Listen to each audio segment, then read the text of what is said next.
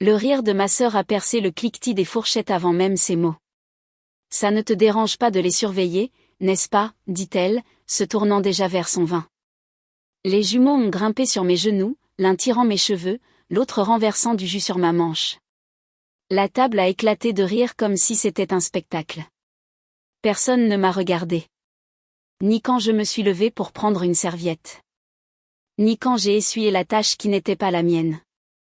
Cette nuit-là, je n'ai ni crié ni pleuré. J'ai commencé à faire mes valises. Ils pensaient que je me présenterais quand même pour le voyage en famille. Ils n'avaient aucune idée que j'avais déjà réservé mon propre billet pour partir. Avant de vous raconter la suite, dites-moi d'où vous écoutez, juste pour que je sache que quelqu'un là-bas comprend. Et quand vous aurez entendu toute l'histoire, dites-moi ce que vous auriez fait si vous aviez été à ma place. J'avais l'habitude de penser que le silence dans notre maison signifiait la paix. Ce n'était pas le cas. Cela signifiait que quelqu'un d'autre était célébré. Chaque mur portait des photos preuves des premiers pas de ma sœur, de sa remise de diplôme, de son mariage. Mon coin du couloir était nu. Quand ses vieux vêtements ne m'allaient pas, maman appelait ça être pratique. Quand ses trophées prenaient la poussière, papa disait qu'on économiserait de la place. J'ai appris tôt que mon nom ne résonnait pas aussi fort que le sien. À 15 ans, j'ai gagné un concours d'écriture. L'enveloppe est arrivée par la poste, timbrée et officielle. Je me souviens l'avoir posée sur le comptoir de la cuisine pendant que maman retournait des crêpes. C'est gentil, chérie, dit-elle, les yeux fixés sur la cuisinière. Puis le téléphone a sonné. C'était ma sœur qui appelait à propos de sa nouvelle offre d'emploi. Au moment où maman a raccroché, mon enveloppe avait disparu sous la liste de courses. À l'université, je faisais le service après les cours. La plupart des week-ends, mon téléphone s'illuminait d'un seul nom, le sien. Peux-tu surveiller les jumeaux ? Juste pour quelques heures. Les heures s'étiraient toujours en nuit. Leurs jouets encombraient mon sol. Leur bol de céréales remplissait mon évier. Quand j'ai dit que j'avais des examens, elle a soupiré. Tu as tellement de chance d'avoir du temps libre. La voix de papa a résonné une nuit où j'ai demandé de l'aide pour les frais de scolarité. Nous sommes toujours en train de payer le mariage, a-t-il dit, sans lever les yeux de son journal. Le bord de la page a légèrement tremblé lorsqu'il l'a tourné. J'ai réalisé qu'il savait à quel point cela semblait injuste.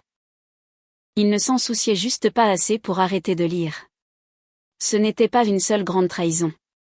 C'étaient des milliers de petites.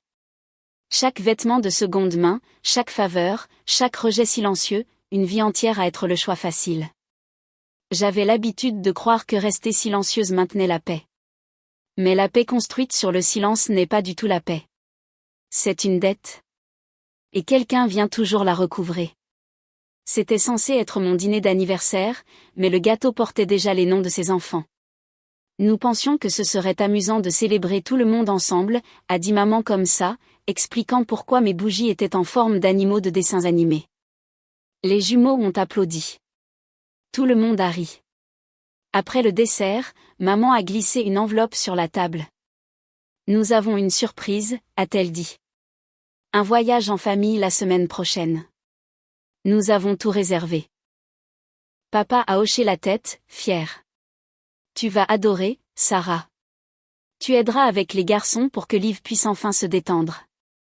La pièce a basculé pendant une seconde. J'ai entendu le bourdonnement du réfrigérateur, le grattement d'une fourchette sur la porcelaine. Puis ma propre voix, plate et égale, je n'y vais pas, silence. Le sourire d'Olivia s'est figé. Qu'est-ce que tu veux dire par tu n'y vas pas ? Je veux dire exactement ça. Le ton de maman s'est aiguisé. Ne fais pas d'histoire. J'ai posé ma fourchette. Le métal a doucement résonné contre l'assiette. Je ne fais pas d'histoire. Je dis juste non. Papa s'est éclairci la gorge, a marmonné quelque chose à propos de la gratitude. Olivia a chuchoté, tu es incroyable. Je me suis levée, repoussant ma chaise lentement, les pieds traînant sur le carrelage. Vous avez eu mes week-ends, mes nuits, ma patience. Vous pouvez avoir le voyage aussi, mais sans moi. Leurs voix se sont entremêlées tandis que je sortais. Questions et culpabilité se superposaient. La porte s'est fermée derrière moi, étouffant tout. Pour la première fois, le silence n'a pas ressemblé à une punition. Il a ressemblé à de l'espace. Cette nuit-là, j'ai ouvert mon ordinateur portable. Vol, hôtel. Une barre de recherche vierge clignotait vers moi. Mes doigts ont plané un instant, puis ont tapé un mot, ailleurs. Je n'ai claqué aucune porte. Je n'en avais pas besoin. Le silence était suffisant. Cette nuit-là, je me suis assise à mon bureau avec la seule lampe allumée dans son cercle de lumière, petit mais stable. Mon ordinateur portable bourdonnait tandis que j'ouvrais une nouvelle feuille de calcul. Paiement, loyer, vol. Chaque mot était une colonne, chaque cellule un pas vers la sortie. J'ai fait défiler les sites de compagnies aériennes, comparant les chiffres comme quelqu'un mémorisant un itinéraire d'évasion. Le curseur clignotait au-dessus du mot confirmé. J'ai appuyé. Un nouveau vol, une nouvelle destination, le même week-end que le leur. Chaque son de la maison est devenu plus aigu après cela. La machine à laver qui bourdonnait, la télé de papa trop forte. Les appels téléphoniques de maman remplis du rire de ma sœur. Je l'entendais dire des choses comme « Sarah aidera ». Et j'imaginais mon nom plié dans chaque plan comme une serviette que personne n'avait demandé. J'ai cessé de répondre aux appels, cessé de me porter volontaire pour quoi que ce soit.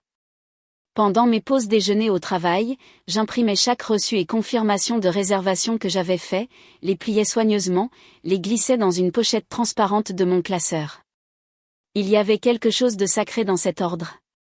Nombre, date, horodatage. Je gardais chacun comme la preuve que ma vie avait enfin une structure en dehors d'eux.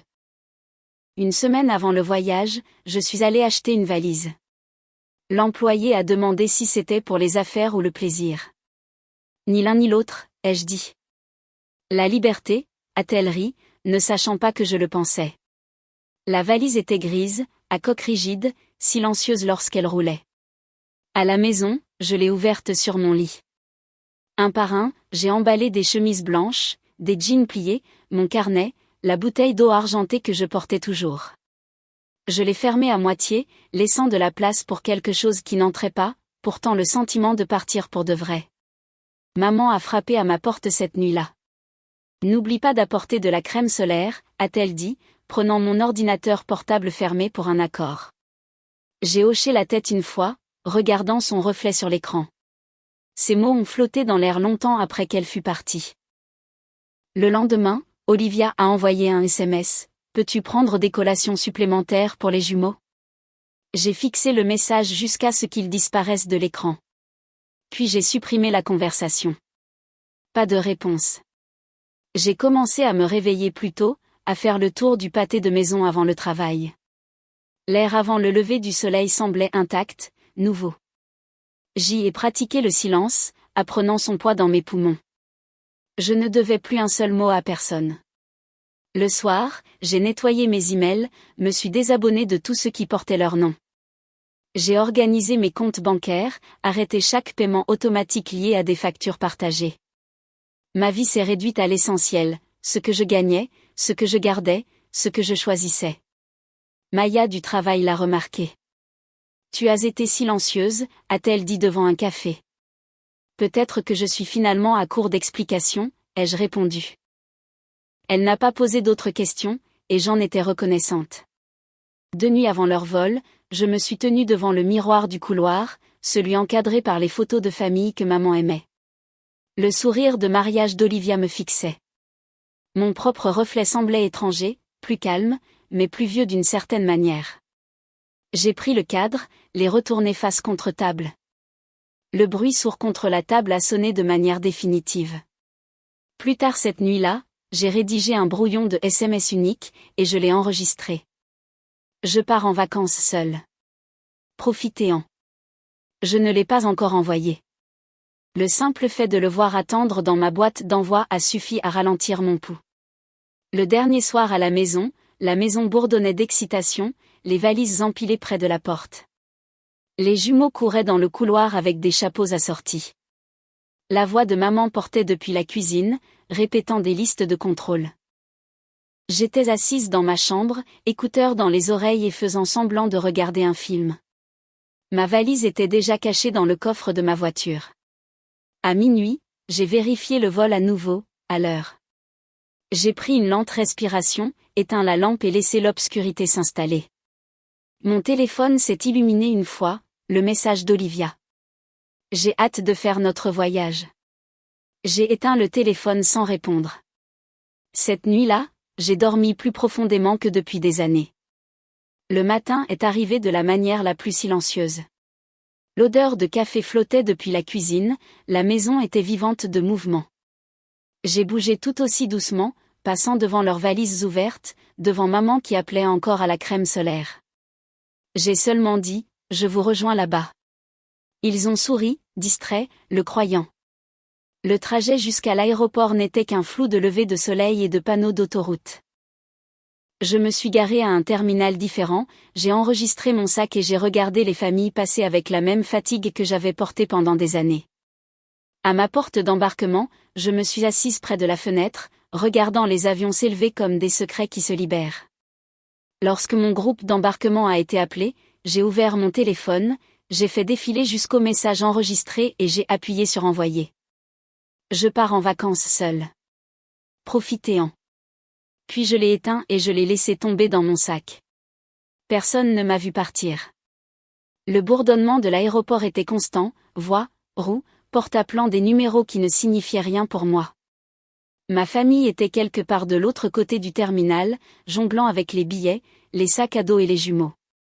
J'ai imaginé la scène sans avoir besoin de la voir. Maman s'agitant, Olivia à moitié grondant papa qui essayait d'avoir l'air patient. Il penserait que je garais la voiture, peut-être que j'allais prendre un café. Pour une fois, j'ai aimé qu'il ne me cherche pas. J'ai marché jusqu'à ma porte, montré ma carte d'embarquement et suis monté dans un avion qui se dirigeait dans la direction opposée. L'air sentait le métal et l'air recyclé. Lorsque le voyant de la ceinture de sécurité s'est allumé, j'ai fermé les yeux. L'avion s'est élevé, doux et certain, laissant Phoenix derrière lui, comme une habitude dont j'avais cessé de grandir. Des heures plus tard, mon téléphone a vibré dès que je l'ai rallumé. Des douzaines d'appels manqués, puis d'autres. Des SMS empilés comme des dominos. Où es-tu? Porte ces 3. On embarque, Sarah. Ta sœur pleure. C'est égoïste. Réponds à ton téléphone tout de suite. Au moment où l'avion a atterri, il y en avait des centaines. Le plus récent disait, tu as ruiné nos vacances. Je n'en ai ouvert aucun. Je me suis tenue dans la file qui avançait lentement vers la récupération des bagages. Le carrousel tournait, le bruit se fondant en bruit blanc. Ma valise grise est apparue, glissant vers moi comme un signe de ponctuation. Je l'ai retirée du tapis, son poids manquant. Dehors, la chaleur a frappé, épaisse, salée et vivante. L'air de l'île sentait la crème solaire et les algues. Je me suis enregistrée à l'hôtel, j'ai signé mon nom et j'ai remis le reçu comme preuve de quelque chose de privé. Le réceptionniste a souri. Bienvenue, a-t-il dit. J'ai hoché la tête, trop fatiguée pour lui rendre son sourire. Dans ma chambre, j'ai posé la valise contre le mur et je me suis assise sur le bord du lit. Le téléphone a vibré à nouveau. Maman, Olivia, papa, tout sinon dans l'écran. Pendant un instant, la culpabilité a pulsé, rapide, tranchante, humaine. Puis elle s'est aplatie comme une vague s'effondrant dans la mer. J'ai retourné le téléphone, écran vers le bas, et j'ai fixé le plafond. Quelque part, ma famille se disputait probablement dans un salon d'aéroport. Les jumeaux pleuraient. Olivia fulminait. J'ai imaginé la voix de maman se briser quand elle a réalisé que je n'étais pas non plus sur le vol suivant. Ils appelleraient cela trahison. J'appelais cela équilibre. Le lendemain matin, j'ai marché jusqu'au rivage avant le lever du soleil. Le ciel était orange pâle, l'eau respirait à un rythme lent. J'ai enfoncé mes orteils dans le sable humide et j'ai laissé l'écume atteindre mes chevilles. Le silence ici était différent. Propre, délibéré. Quand j'ai finalement vérifié mon téléphone, la batterie était presque vide. Les notifications se sont brouillées, maintenant des appels manqués, des messages vocaux, des accusations. Tu es ingrate. Tu nous as embarrassés. Nous avions besoin de toi. J'ai fait défiler une fois, puis j'ai maintenu l'écran jusqu'à ce que le fil de discussion tremble. Supprimer tout. Le son qu'il a fait un léger tapotement a été la seule réponse que je leur ai jamais donnée. J'ai passé le reste de la matinée à errer dans le marché près de la jetée. Les pêcheurs criaient les prix, les enfants chassaient les oiseaux.